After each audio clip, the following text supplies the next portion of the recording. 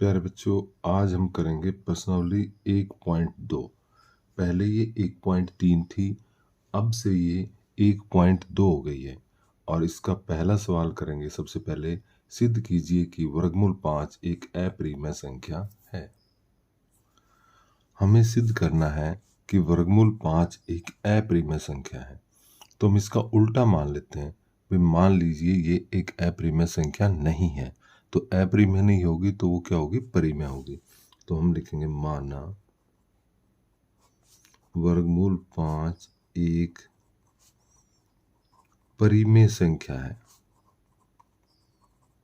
हमने इसका विपरीत मान लिया। अब देखिए, परिमेय संख्या है तो परिमेय संख्या को हम कैसे लिख सकते हैं? a बटे b के रूप में लिख सकते हैं। a बटे b या p बटे q, इस तरह से इस रूप में लिख सकते हैं, जहां पर a व b पूर्णांक हैं। a और b पूर्णांक हैं और a और b में कोई भी साझा गुणनखंड नहीं है, यानी कि a और b सह अभाज्य हैं। सहभाज्य हैं, इसका मतलब है a और b में एक के अतिरिक्त कोई साझा गुणनखंड नहीं है। यानी कोई ऐसा नहीं है, ऐसी संख्या नहीं है जो a को भी विभाजित कर दे और b को भी विभाजित कर दे। अब हमें क्या करना है? आर पार ऐसे गुणा कर लेते हैं, तो वर्गमूल 5b बराबर आ गया a के। दोनों तरफ का वर्ग कर लेंगे, तो जब दोनों तरफ का वर्ग करेंगे इस प्रकार से, तो वर्ग से वर्गमूल कट जाएगा, 5, b का वर्ग हो जाएगा 2 और a की शक्ति 2 हो गई। अब यहाँ हम क्या कह सकते हैं? यदि हम इसको इस तरह से लिखें कि भाई b की 2 है a की 2 बटे 5 के, तो यहाँ से क्लियर हमें नजर आ रहा है कि a की 2 5 से भाग करने पर आ रहा है b की 2 के बराबर, और b की 2 एक पूर्णांक है, तो यानी कि 5 a की 2 को पूरा पूरा भाग कर रहा है। ये इसको पूरा पूरा काट देगा और काटने के बाद क्या आ रहा है? b की 2। तो यहाँ से ये निष्कर्ष निकला, इस चीज से यहाँ से क्या निष्कर्ष निकला कि 5 a की 2 को 5 किसको? a की 2 को विभाजित करेगा। यहाँ से क्लियर दिख रहा है कि 5 a की 2 को विभाजित करेगा पूर्णतः, यानी कि 5 a की 2 का गुणनखंड है। तो अब ये एक थ्योरम है, प्रेम में है कि यदि कोई संख्या किसी के वर्ग को विभाजित करती है तो वो उसको भी विभाजित करेगी, यानी कि 5 a को भी विभाजित करेगा। जब 5 a की 2 को करता है तो 5 a को भी विभाजित करेगा। इसको हम उदाहरण से भी देख सकते हैं कि यदि 5, यहाँ पर हम उदाहरण से देख सकते हैं कि 5 मान लीजिए 100 को विभाजित करता है। 100 क्या है? 10 का वर्ग है, तो 5 पूरा पूरा इसको विभाजित करेगा ही, हमें पता है। तो 5 10 को भी विभाजित करेगा, पूरा करेगा ही, क्योंकि 10 के वर्ग को भी कर रहा है तो 10 को भी विभाजित करेगा। तो वही 5 यदि 1 की 2 को करता है तो 1 को भी विभाजित करेगा। अब देखिए, यहाँ रफ में ही मैं समझा रहा हूँ, यानी कि 5 a को विभाजित कर रहा है, तो जैसे यहाँ पर 2 आ गया था, 5 ने जब 10 को विभाजित किया, तो जब 5 a को करेगा तो यहाँ कोई नंबर आएगा और यहाँ पर क्या आएगा? 0 आएगा। तो जैसे हमने यहाँ देखा था कि 10 बराबर है 5 गुणा 2, तो उसी प्रकार a बराबर है 5 गुणा c। तो यहाँ हम 5 a को क्या लिख सकते हैं? 5c। और जैसे 2 क्या था? पूर्णांक, तो यहाँ पर c क्या है? पूर्णांक है। c कोई पूर्णांक है। तो हमने देखा कि a बराबर हम क्या लिख सकते हैं?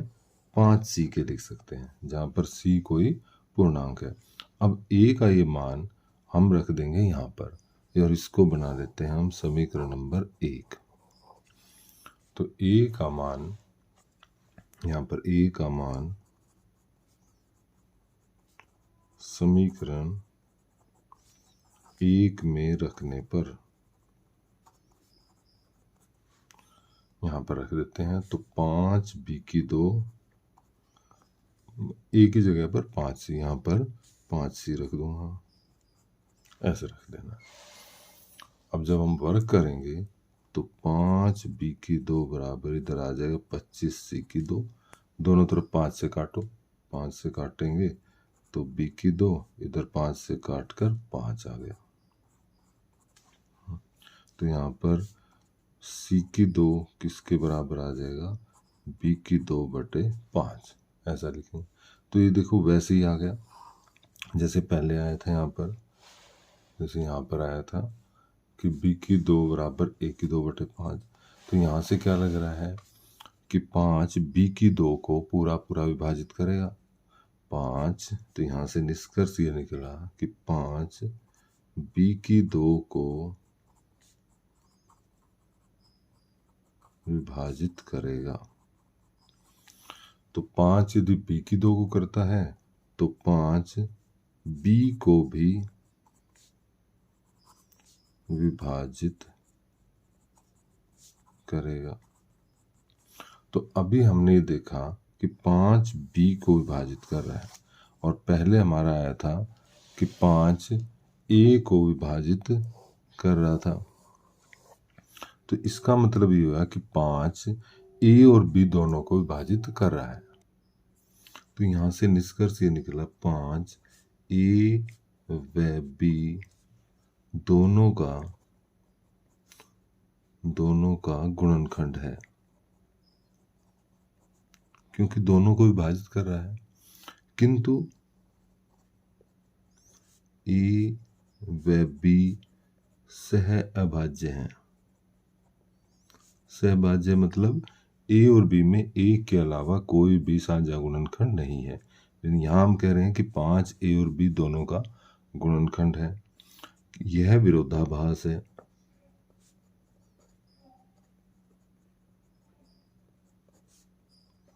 विरोधाभास कंट्राडिक्शन का मतलब है कि यहाँ तो हम कह रहे हैं कि a और b का गुणनखंड 5 है और शुरू में हमने क्या लिया था, ये माना था कि a और b का कोई भी साझा गुणनखंड नहीं है। तो दोनों बातें बिल्कुल अलग अलग है, इसको कहते हैं विरोधाभास है।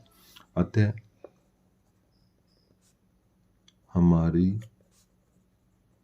कल्पना गलत है।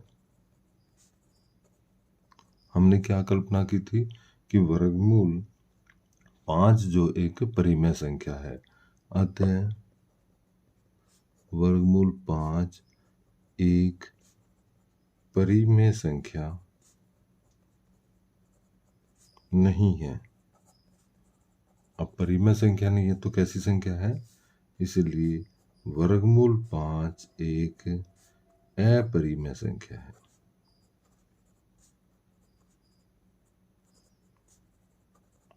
तो इस तरह से हमने सिद्ध कर दिया कि वर्गमूल 5 एक परिमेय संख्या नहीं है, बल्कि ये तो क्या है कि अपरिमेय संख्या है। इसी प्रकार हम वर्गमूल 3 और वर्गमूल 2 का भी सिद्ध कर सकते हैं कि ये एक अपरिमेय संख्या है।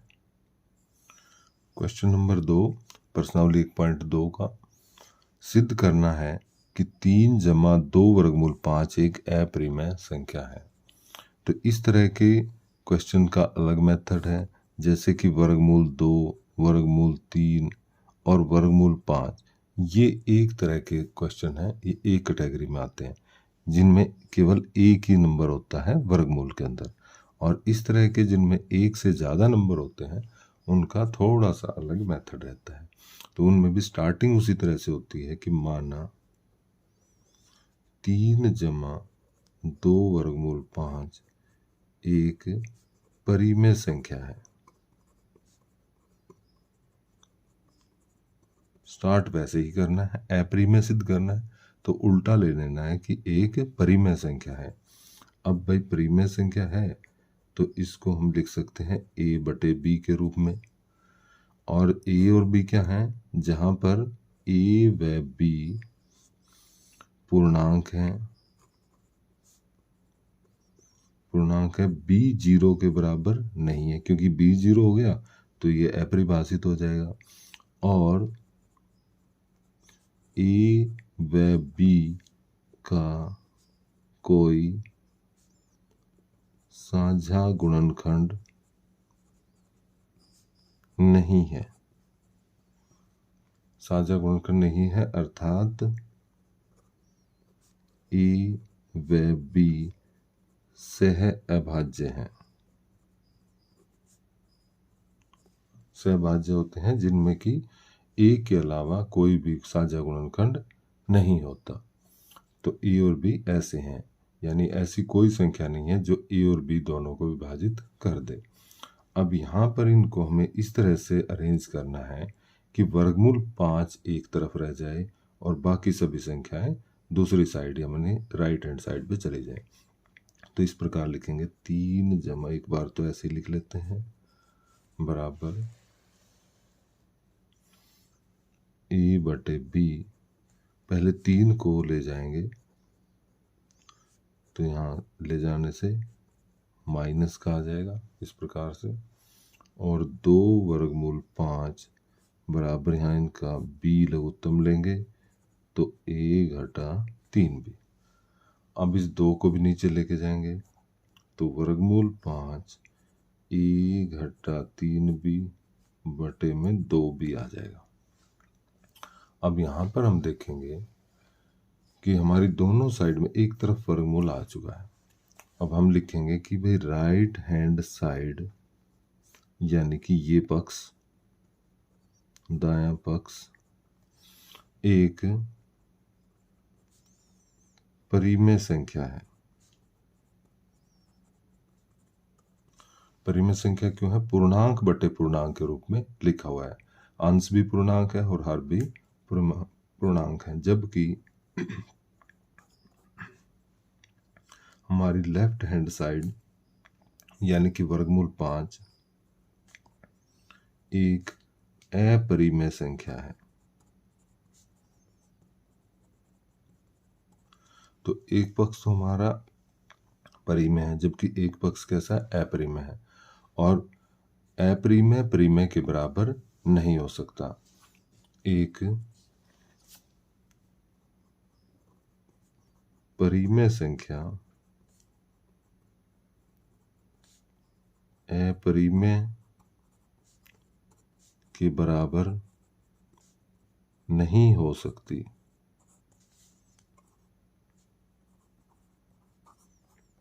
एक परिमेय संख्या अपरिमेय के बराबर नहीं हो सकती।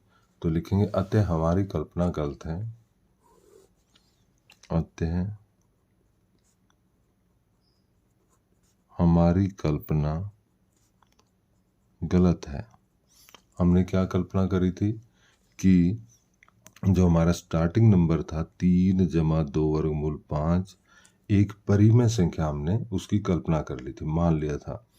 तो 3 जमा वर्गमूल 5 एक परिमेय संख्या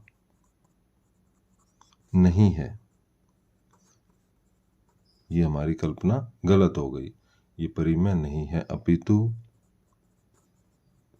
3 जमा 2 वर्गमूल 5 एक अपरिमेय संख्या है। और यही हमें सिद्ध करना था कि 3 जमा 2 वर्गमूल 5 एक अपरिमेय संख्या। पहले हमने इसको परिमेय मान लिया था और फिर ये दिखा दिया कि हमारी कल्पना गलत थी, ये एक परिमेय नहीं, ये एक अपरिमेय संख्या है। तीसरे क्वेश्चन में सिद्ध कीजिए कि निम्नलिखित संख्याएं अपरिमेय हैं, और तीसरे के पहले भाग में है 1 बटा वर्गमूल 2। तो हम उसी तरह से सिद्ध करेंगे कि ये एक अपरिमेय संख्या है। तो मान लेते हैं, माना 1 बटा वर्गमूल 2 एक परिमेय संख्या है।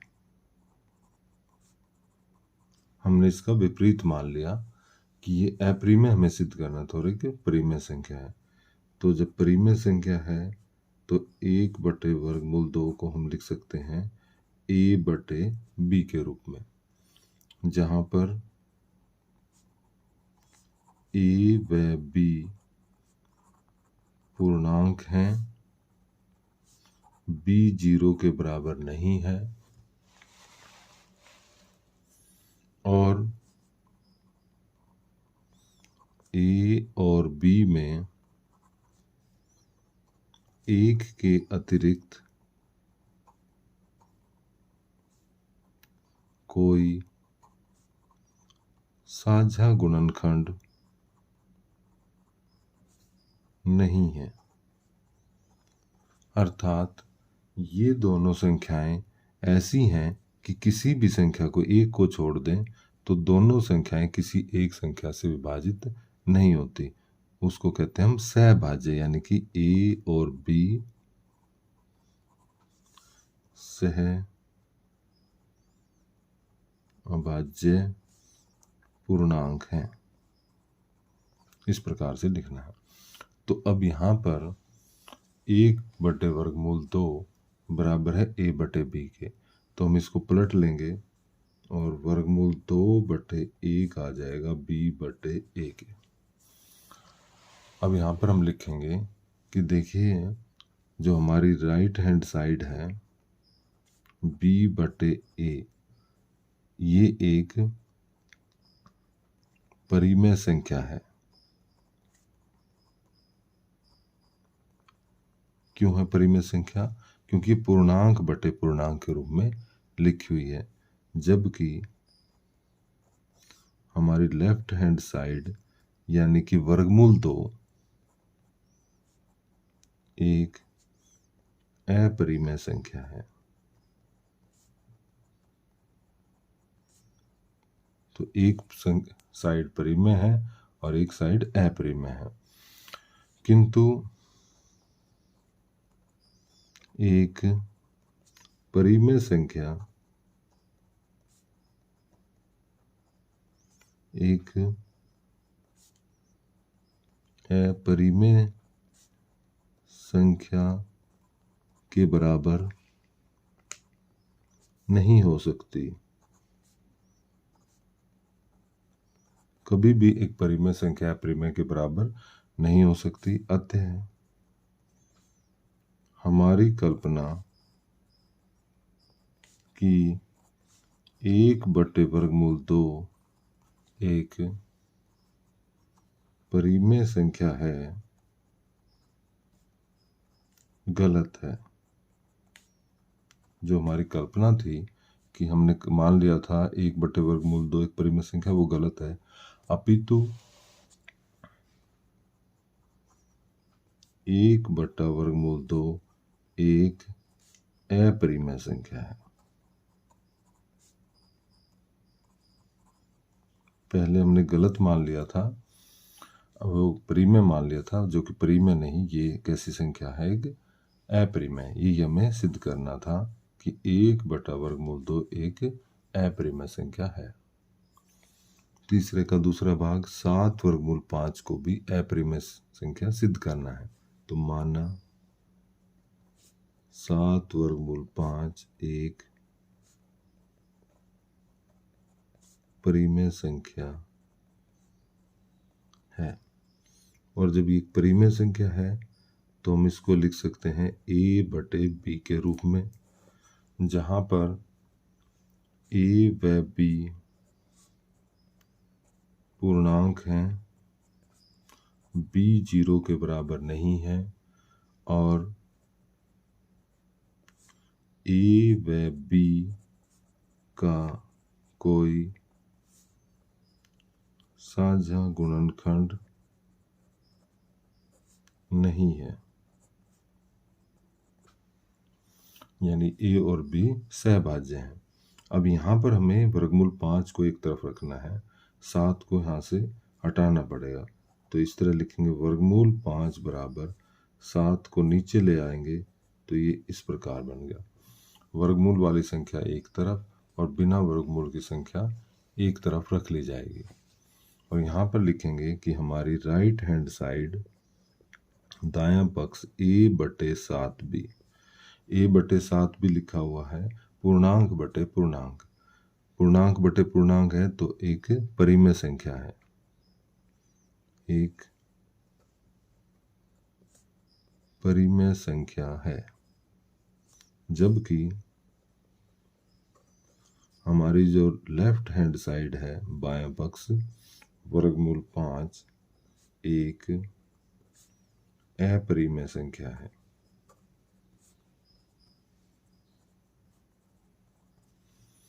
किंतु एक परिमेय संख्या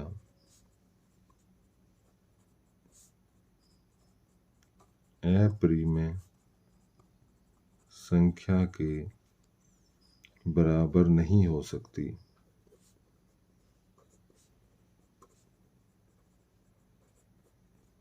अतः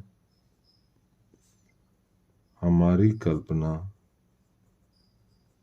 कि 7 वर्गमूल 5 एक परिमेय संख्या है, वह गलत है। जो हमारी कल्पना थी कि 7 वर्गमूल 5 एक परिमेय संख्या, वह गलत है। अपितु 7 वर्गमूल 5 एक अपरिमेय संख्या है। ये एक परिमेय संख्या ना होकर कैसी संख्या है, अपरिमेय संख्या, और यही हमें सिद्ध करना था इस भाग में। बिल्कुल इसी प्रकार तीसरा भाग है 6 जमा वर्गमूल 5। तो मानेंगे इसमें भी मानना 6 जमा वर्गमूल 2 एक परिमेय संख्या है, इसको भी हमने मान लिया। और 6 जमा वर्गमूल 2 को हम लिख सकते हैं a/b में, जहाँ a व b पूर्णांक हैं और b 0 के बराबर नहीं है, और a और b का कोई साझा गुणनखंड नहीं है। बिल्कुल उसी तरह से हमने लिखना है। अब यहाँ पर वर्गमूल 2 को एक तरफ लिखना है a/b, और 6 को दूसरी साइड में लेके जाएंगे तो माइनस का हो जाएगा, और फिर यहाँ पर लघुत्तम b, तो यहाँ a - 6b। अब उसी प्रकार लिखेंगे कि भाई हमारी राइट हैंड साइड a-6b/b एक परिमेय संख्या है, जबकि लेफ्ट हैंड साइड वर्गमूल 2 एक अपरिमेय संख्या है।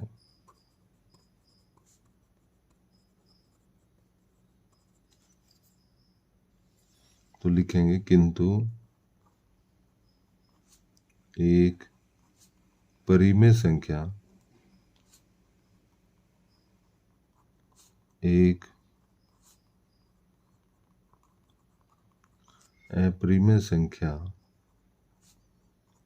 के बराबर नहीं हो सकती। अतः हमारी कल्पना कि 6 जमा वर्गमूल 2 एक परिमेय संख्या है, गलत है। अतः जो हमने माना था वो गलत है, ये परिमेय नहीं है तो कैसी होगी, अपरिमेय। अतः 6 जमा वर्गमूल 2 एक अपरिमेय संख्या है। यही हमें सिद्ध करना था कि 6 जमा वर्गमूल 2 एक अपरिमेय संख्या है। तो बच्चों ये थी प्रश्नावली 1.2। इसके 3 क्वेश्चन थे, पहला, दूसरा और तीसरे के 3 भाग थे। हमने सभी क्वेश्चंस को हल कर लिया है।